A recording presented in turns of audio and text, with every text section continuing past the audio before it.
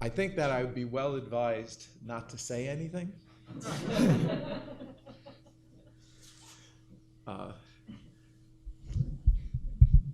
Because the person that was just described by all those former students, I'm not really sure I am, but he's apparently an admirable man. and very smart and empathetic, and actually something that I'm very proud of, listens well. Because I think that actually listening is actually a key to democratic life, a key to intellectual life, and a key that too many of us don't use sufficiently. So I want to listen, and I've listened, and as my mother would say, I felt, for those of you who know who Yiddish. And I've enjoyed tremendously this day. I really thank the organizers, Robin, Nancy, Elżbieta. I have to see the faces in order to remember who to say. Irit. Am I missing anyone?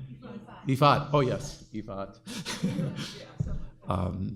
It's really a marvelous gift that, for me, that you organized this event. I kept on telling you that this is not a retirement party. And I think it was Nancy who said, or maybe it was Irit, who said that we often don't want to name things for what they are. So, but in a real sense, it's not a retirement party. I've been doing what I've been doing. Actually, I have to say that I have two friends here who've been my friends for 70 years. So Stan and Steve, you're here, right? There you are. Stan and Steve. We met each other when we were 3 years old, and I'm sure they don't really recognize. Oh, there's my sister with Stan and Steve. Oh, and George, just standing there. So I feel like a range of people are here who are very important, who I love, who I care for, and I'm very gratified care for me.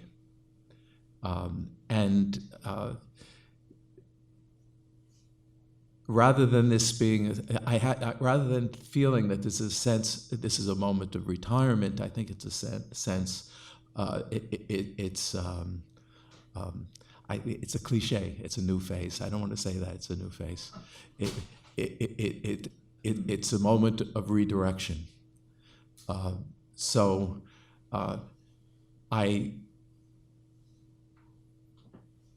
Apparently, I was doing better in the classroom than I thought I was all these years. but I really want now to, first of all, I care very, very much for the new school, and I thank Jonathan Fanton for his very warm words, and the feelings are completely reciprocated. And we have both cared very much for the new school. I worry about this institution that I love, but I've decided it's no longer my responsibility to keep it on the course that I managed to keep it on, or contribute to keep it on for the years that I was here. And so I don't want to have to teach 4 courses a year for the next few years.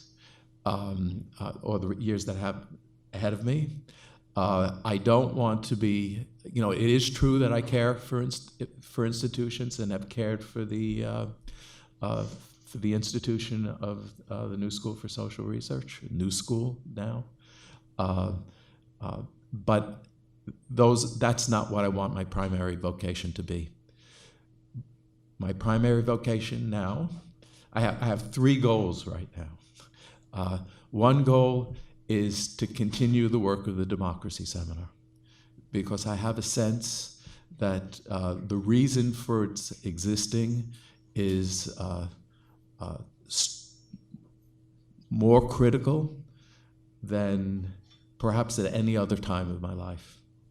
Because back then in the 1980s, David pointed out I was in no way an apologist for what was on this side of the Iron Curtain as opposed to the other side of the Iron Curtain, but still, when it came to democracy, we were advantaged, and they faced much more profound challenges. But I have to say that when I went to study in East Central Europe, and specifically in Poland, I didn't go to teach them anything. I went to learn, and I learned from people like my dear friend, a friendship that was first in Polish, Elżbieta Matynia. And I imagine they learned something from me, but I was mostly there to learn.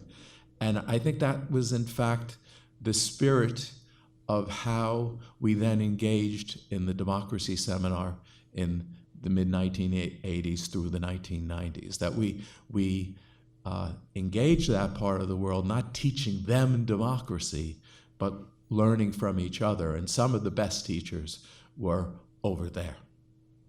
The book Beyond Glasnost is really about what I learned from over there. And really all my books are informed by that.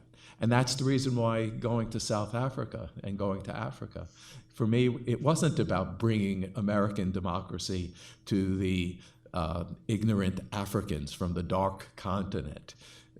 Quite the contrary, especially since I was there soon after this miraculous transformation. I went there to learn from the people there. And I want to continue doing that. So I'll announce today that the next event of the Democracy Seminar, a webinar at the end of May, Lala might remember the exact date, is a convening of a group of African journalists and media people on the problems of democracy and media in the African continent. And the intention, our intention in starting this discussion is actually then to learn from them or learn with them and actually go to some other places where this relationship has to be examined, of course, including home.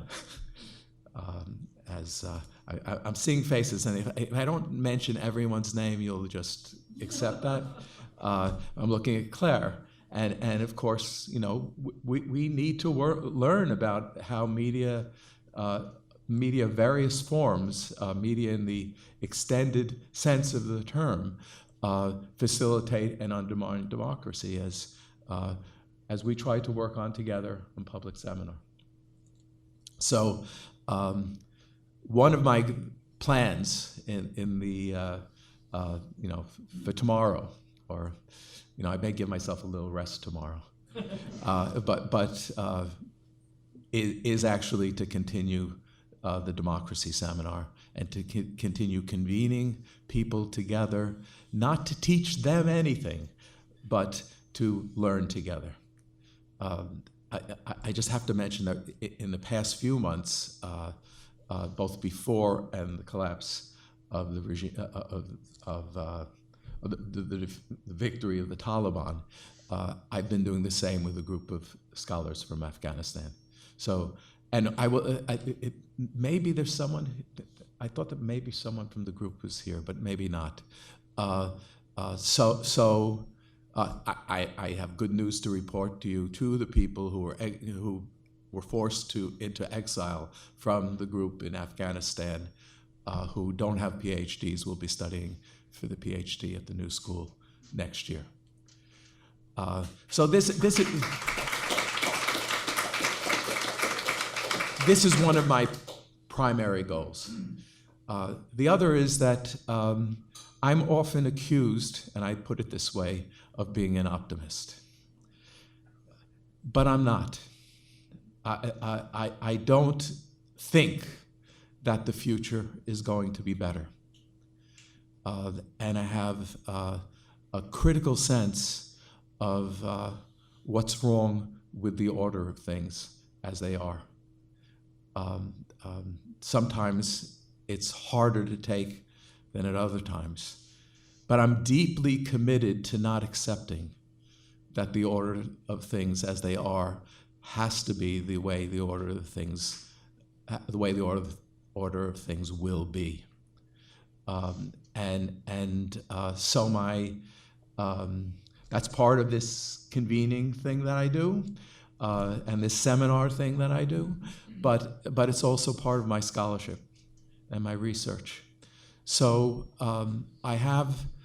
And you are a senior research fellow. And that's right. In fact, I'm a professor emeritus, Michael E. Gellert Professor Emeritus in Sociology at the New School for Social Research, but I'm in the present tense, a senior research fellow in the Transregional Center of Democratic Studies.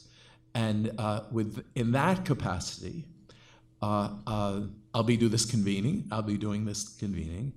And I also have 2 related research projects. It'll probably end up being one. I'm writing essays about this all the time, but I want to write a series of chapters, essays. Maybe it will be a book on the social condition.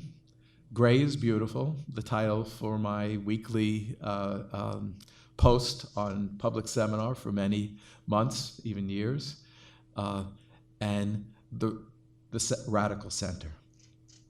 I'll just say a quick word about each one because I don't want to give a lecture and I really want to have a conversation now. No, maybe I'm just going to name them. I'm not going to give this half lecture. I have notes here about responding to the event, but what you said, and maybe I'll do that. And then the other project has hit me, and Chad is here. Where are you, Chad? I've been thinking about work that I want to do with you. I am rediscovering Durkheim, and I have a sense that the problem we face right now is a problem of anomie, and in sociology we've argued, the conflict versus the consensus view of society, with Weber and Marx being, for us progressives, the heroes, and Durkheim being the opponent, if not the enemy. And I think that we as a field have underestimated the degree to which some normative common norms are a key to our public life, and not only for social order, but also for social change.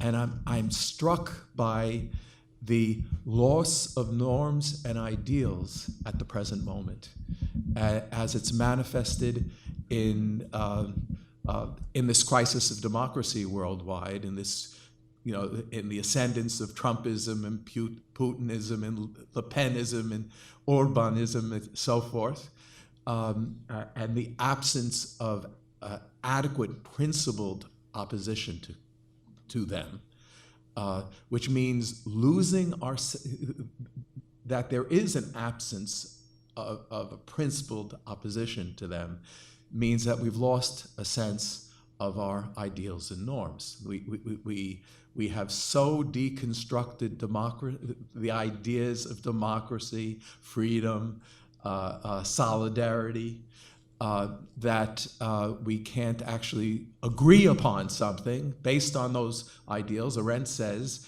what's the basis of politics? This idea of concerted action.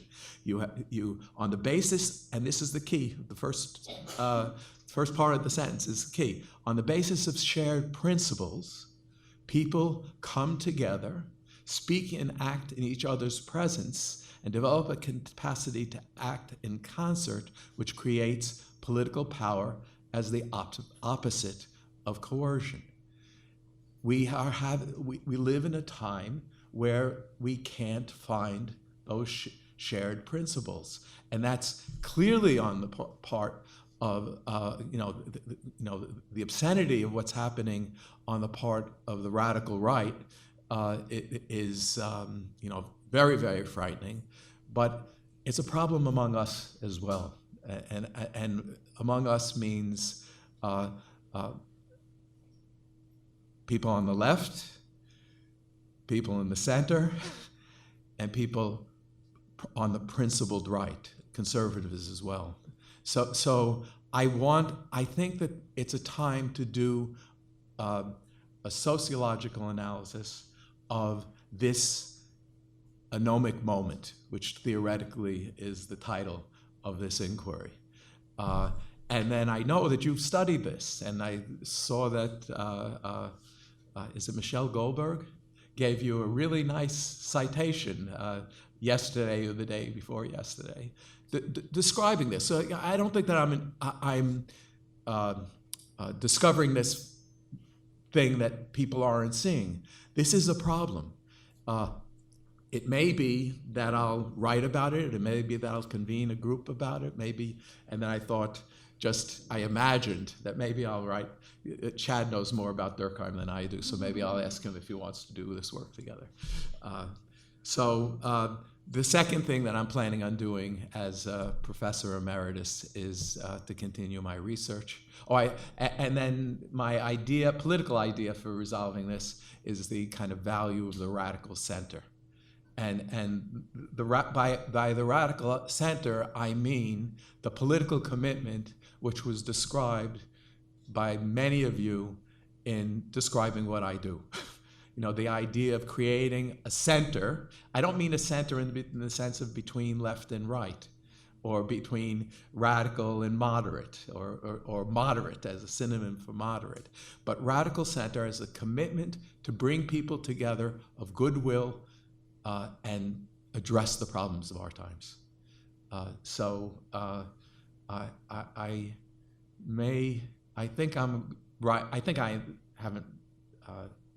I'm writing that book.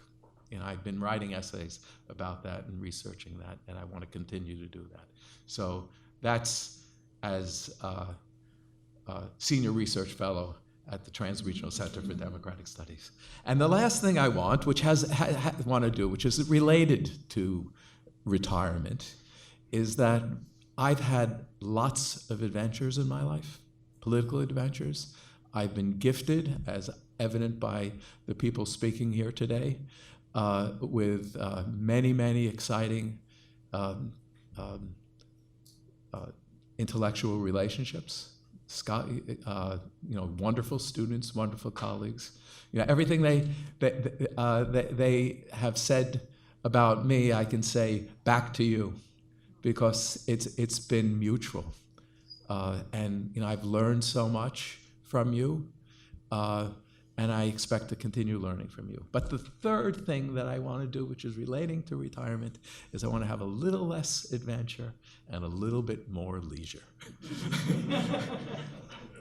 Because I've lived a very intense and fruitful life, but I would like to relax at least as much as other people who are employed full-time. Because I always did so much more than what people expected of me, because I was doing things that weren't valued. The various things I did, were related to different roles I played, and the different people who expected me to do one role didn't fully understand that I was always also doing this other thing and also doing this other thing. Claire is shaking her head in violent agreement, because we're comrades in this sense. So I want to retire just so that I can have a professional life that is like what people imagine the life of a professor is. So really, this is the beginning of the conversation with me. as is evident by what people have said, I really like having conversations. So if anyone wants to ask a question or ask of each other questions, I mean, I saw really interesting relationships between the papers, but I think I'm a little too tired to start drawing them out. I hope you don't mind. Is that okay? It's okay? Robin's the boss. She says it's okay. So we can have a discussion like this, and then we'll have the reception. So.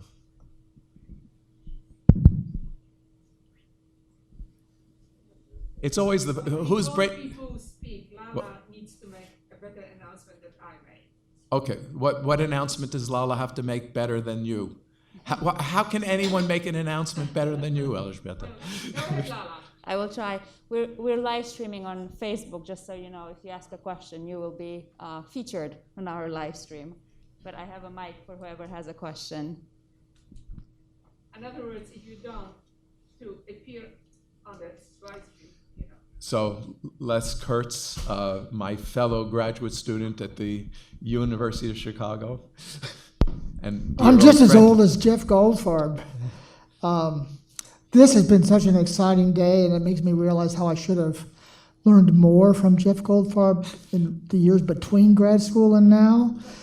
And I hope I can take advantage of his retirement. But I was so glad to see the stuff about Africa, and I was reminded of Julius Nyerere, the founding father of my country-in-law, Tanzania. He said, you know, we could debate something for hours and hours in the village and come to a decision, but people in the West say it's not democracy because there was no vote. And I was glad to hear some of what was being said about what you were talking about in the South African Institute. And I'm wondering if there are things that you have learned in our learning from the Africans about democracy, and what. But it sounds a lot like some of the insights you had about democracy not just being the institutions of voting and so on, but also relationships among people. Okay, so I'm really in favor of voting. I think that there's certain remarkable inventions that we human beings have made that are worth cultivating, and I think that voting is an important one of those. I also thought after 1989 that the round table would be such an invention that would be passed on to coming from Spain, Latin America, East Central Europe, South Africa, where this mechanism for transforming, moving from authoritarianism peacefully to from dictatorship to some semblance of democracy, and all these terms are have to be treated with care. But so it's not completely authoritarian, it's not completely dictatorial, it's not completely democratic. But that was a great invention, and voting and representation, I think, is a great invention. But it's not the only invention. And how people, as you just pointed out, how people manage to govern themselves, to come to a common agreement, to muddle through the problems that the human condition presents to us. It's worth paying attention to how people do that all over the world, specifically from South Africa and Africa. I never went there as an expert. I always knew that I was very, very dependent on my co-teacher, and some of the co-teachers were more steady than other ones. And I think I didn't have the luck of the draw. that I had some people who were very difficult. I also had one person in particular, William, who was absolutely spectacular. But still, I learned from them all because they knew more about their circumstance than I did. From teaching in South Africa and being in South Africa, most of my adventures were in Eastern Europe. Most of my, facing the stark inequality in South Africa made me realize that my admiration for Arendt's critique of the possibilities of free politics, absent addressing the social question, that I had to kind of modify that admiration. I could see it as being an insight, but the idea that you could provide in our age with a democratic sensibility, and democratic sensibility I now mean that human beings are actually equal. For most of the human experience, that wasn't commonsensical, but now this is, I hope this is something that we've achieved and it's not going away, even though so many things that I thought we achieved and is not going away have gone away in recent years. But if we have an idea that people have equal dignity, you have to address that I don't think that. I'm not sure that she really thought that you could proceed without addressing it, but it has to be understood as being part of the democratic project, part of the political project, more than she realized, and so I learned about that. I learned, I knew, like I've been the other my whole life. As Daniel points out, I may not, maybe people, I don't know. I always knew I was the other for someone. I find it very, very strange, when it became popular in American academic world to describe white people as Euro-American. And when I was described as being a Euro-American, I have to say I was baffled, because I'm the European other. How can you call me a Euro-American when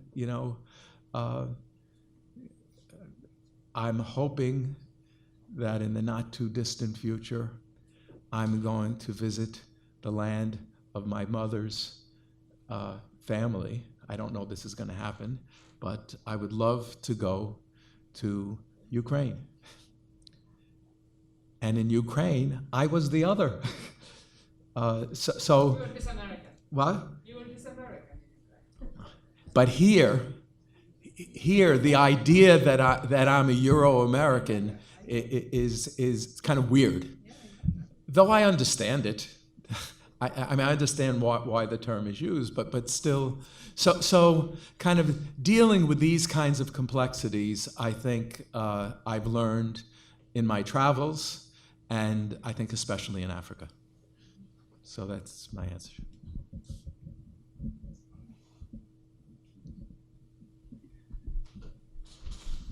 I actually think, yes. I looked at the watch, right?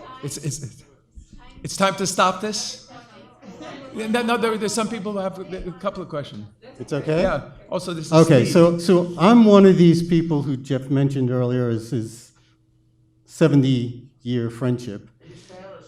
I'm Steve. I'm Steve. And while I do have a question, and I won't divulge any of your secrets that we know from your childhood. Right, thank you. Keep that in mind. You mentioned earlier that you were, I guess, concerned about the future of democracy as we know it.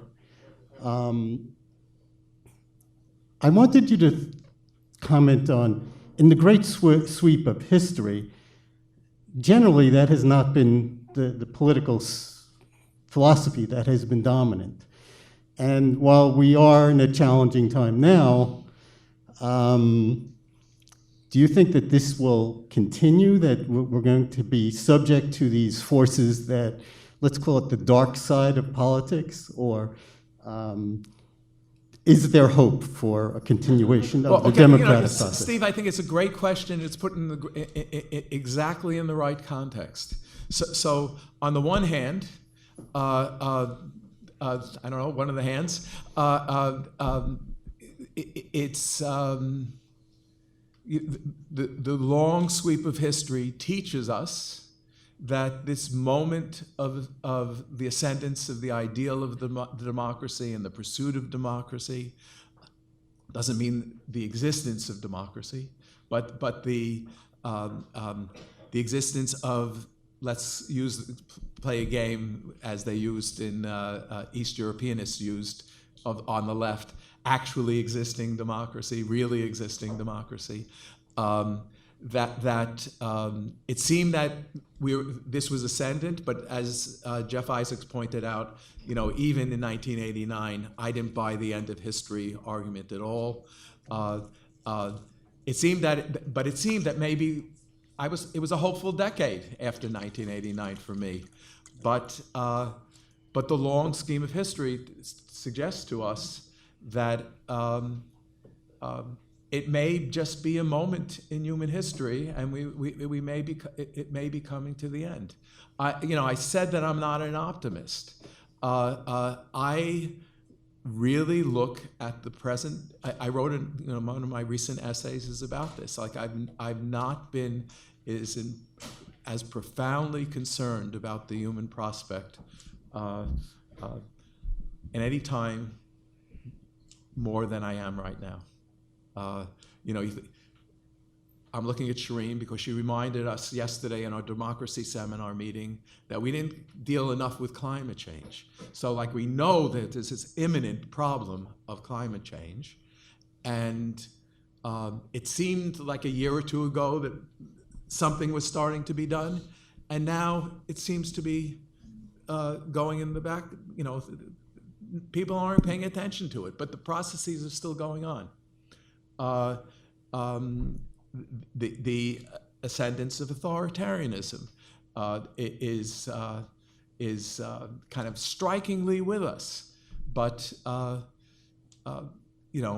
my friends, I'm critical of my enemies, and my enemies have to be vanquished, and I have enemies. I'm not open to everyone. I don't think we should be open to everyone. We have enemies now when it comes to politics. But then I think of my friends on the right, in the center, and especially on the left, and I fear that we don't realize what the dangers are. And I feel that my friends on the right don't realize the degree to which the inequities, learning from Africa, the inequities of the global economic system aren't properly understood as being one of the things that's generating this crisis. So maybe this time of this democratic moment was a relatively long one, but maybe it's over. I hope not.